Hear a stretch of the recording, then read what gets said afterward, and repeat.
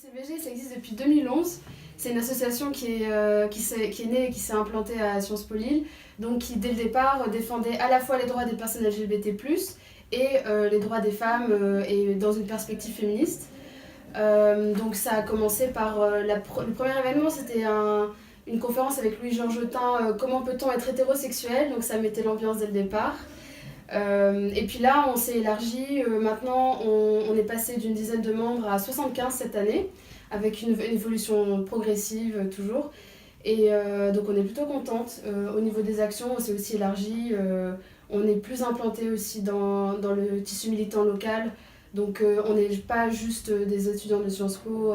On fait des choses avec les militants d'un peu partout. Voilà. Et, vous organisez beaucoup d'événements et les thèmes des conférences, des débats, ils apparaissent comment? Enfin, comment vous avez l'idée de... Alors en fait, ça part des membres elles-mêmes. En fait, on va demander, si quelqu'un a une idée, on va le proposer. On travaille beaucoup sur Facebook. On va le proposer dans le groupe Facebook et c'est comme ça.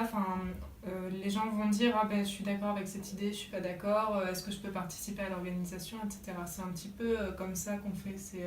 C'est un peu anarchique, mais ça marche bien. Pourquoi BCBG, le nom du... Alors nous, on n'était pas là à l'époque de la création de l'UCBG, mais en gros, ça part un peu, on l'a pris comme ça, c'est un peu une manière de reprendre, comment dire, déjà de replacer le mot genre, donc qui est important dans nos valeurs, étant donné qu'on parle d'inégalité de genre, d'identité de genre aussi, c'est important. On valorise aussi les études de genre, donc déjà le mot genre c'était super important pour nous. Après, bon, chez Bonjour c'était quand même un petit jeu de mots un peu marrant parce que quand même on est à Sciences Po, donc on n'est pas non plus catalogué comme Sciences Po, c'est un peu élitiste. Donc c'était aussi une manière de montrer qu'on prenait un peu la chose à la légère en fait. D'accord. Et dernière question, si vous pouviez toutes les trois dire un mot qui décrirait l'association. Convergence.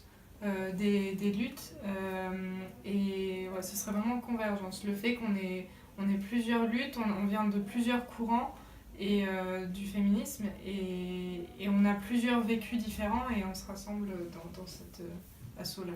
Je dirais émancipation, même si c'est un terme étant donné qu'on est plusieurs courants, on va peut-être pas tout être d'accord sur ce qu'on va mettre derrière émancipation ou même sur l'utilisation du terme, mais pour moi c'est un moyen d'émancipation dans le sens où on a des militantes et des militants qui viennent d'un peu partout avec leur vécu et on va utiliser Bon Chic Bonjour comme une plateforme en fait pour faire valoir nos idées au sein de l'UEP en tant qu'étudiante féministe et ou LGBT+.